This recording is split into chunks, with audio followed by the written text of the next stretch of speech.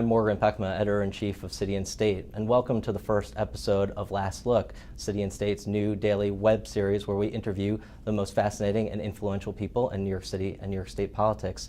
For our first episode, we're joined by Attorney General Eric Schneiderman. Attorney General, thank you so much for giving us your time. Glad to be here, Morgan. You announced this week that you were going to seek further enforcement against Wells Fargo and Bank of America for their failure to meet some of the, to comply with the National Mortgage Settlement Act. Can you please talk about that in greater detail? Sure. We've been involved in an effort to help homeowners threatened with foreclosure really since my first weeks in office. When I took office, there were 345,000 New York families facing foreclosure. Most of them went through the whole process without having a chance to talk to a lawyer at any stage of that process. So we determined that we were going to do something about it and have been suing financial institutions, and we settled with some of the financial institutions under the big national mortgage servicing settlement, which was entered into last year. The banks are required, first of all, to provide a lot of relief, and we've already gotten, in the first 10 months of the program, over $2 billion of relief for New York homeowners, principal reduction on their mortgages, rate reductions, things like that. But it also imposed a lot of very strict timelines and other requirements for banks.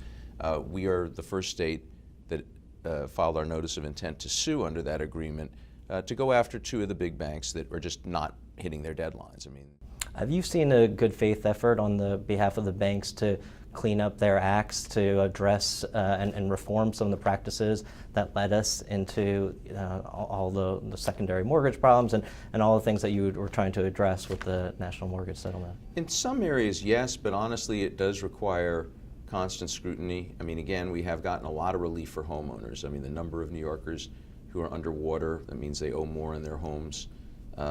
They owe more on their mortgages in their homes than the property is actually worth now, has plummeted since we've implemented these programs. It's getting better, but the banks do require a lot of scrutiny, and I think there still is a sense among some of these institutions that they feel as though they're not really afraid of anyone enforcing the law, and that they're able to sort of be above the law. I mean, too big to fail. It's a bad message from my point of view to give to any institution. Every other small business in the state of New York, even other big businesses, you're allowed to fail if you don't get it right. That's what capitalism is about. We shouldn't have a special category of businesses that are protected, that have unfair advantages in terms of borrowing and things like that. So this is a matter of long-term reform, and that's what's underway with the Dodd-Frank process in Washington. But my job as Attorney General is to protect the people of the state of New York, and we are being as creative and aggressive as we can in enforcing the law to try and help homeowners get the relief they're entitled to. Do you support Governor Cuomo's proposal to call a Moreland Commission to investigate the Board of Elections and by extension to the legislature? Well, the Moreland Act doesn't authorize investigations directly of the legislature, but we'll see what comes out of that. We've been in communication. Something's got to happen. I mean, the governor wanted reform, which if he doesn't get it, he's got some other options. And look, I think has to be action on several different levels, and I think that the message has to be that no change is not acceptable any longer. We're going to have to see some reforms. What is your vision for your role as Attorney General? What is the reputation that you are striving to establish? Well, the real theme, whether it's us going after big financial institutions that are abusing homeowners or folks in political power who are betraying the public trust, it's really one set of rules for everyone.